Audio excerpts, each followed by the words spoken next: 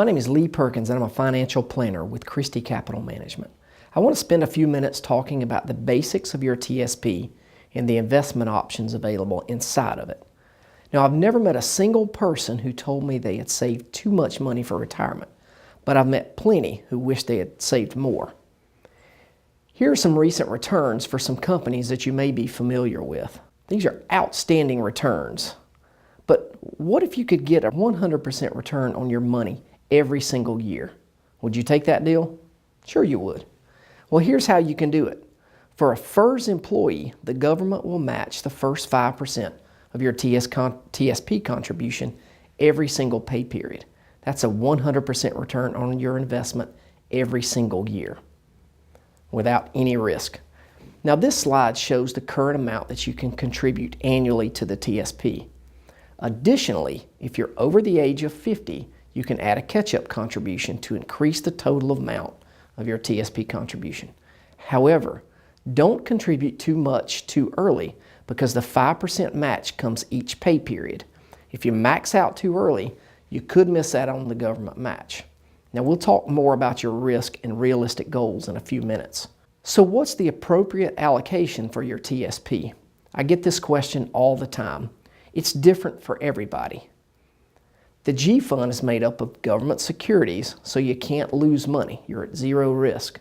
The F fund is government bonds and corporate bonds, so you do assume a little bit of risk, though it's not near as volatile as the CS&I funds.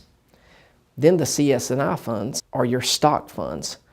Now, if you have any of these funds in your TSP, you assume market risk and you can lose money.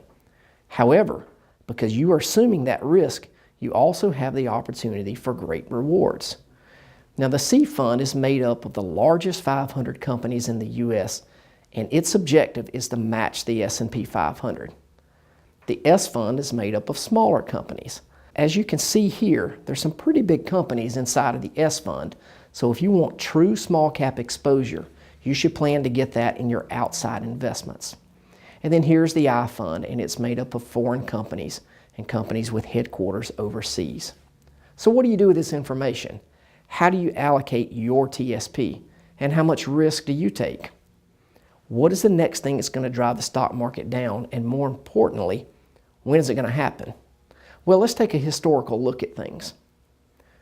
What year did Time magazine publish this cover? 1974. What about this one?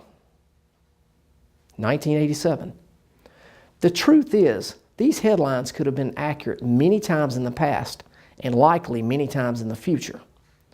Here are 4 more Time magazine covers that were published from 1982 to 1992. But look at what's happening to the Dow over that period of time. What's happening? It's steadily climbing.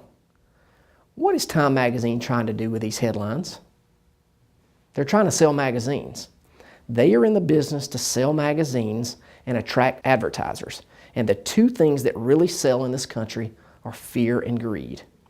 The media, not only Time magazine, uses words and phrases that bring fear and greed into our minds, and it works. People buy their magazines, and many times it's because of the headlines and the cover stories.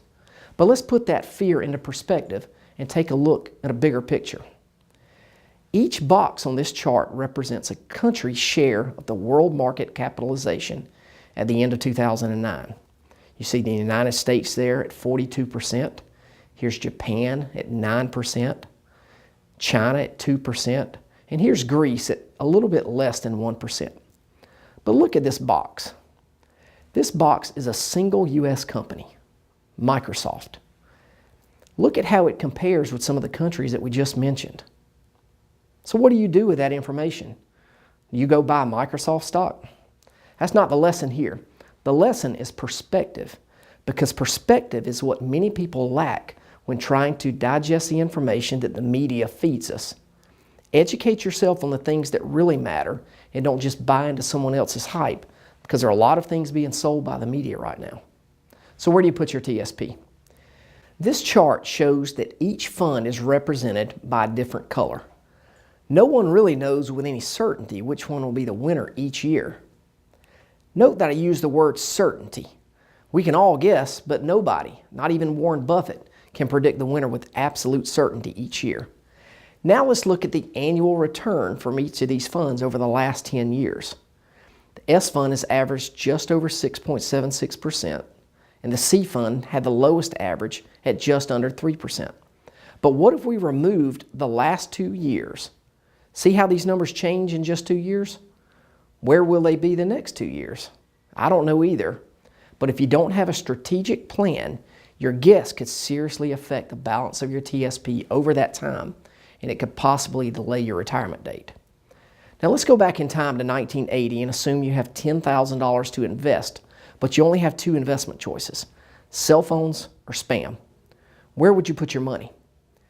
Now if you chose cell phones, congratulations. You earned a very nice return. But you missed out. Hormel Foods had over 10 times the return over the same time period. This simply illustrates the returns in small cap companies, how they have historically outperformed large cap companies. Not always by this margin, but the historical data supports the idea. When choosing how to invest your TSP, make sure you take the right amount of risk for you, because how you choose to allocate your TSP and your rebalancing strategy going forward will have a tremendous impact on your balance each year and prior to retirement. For more information, contact us at 866-331-7749.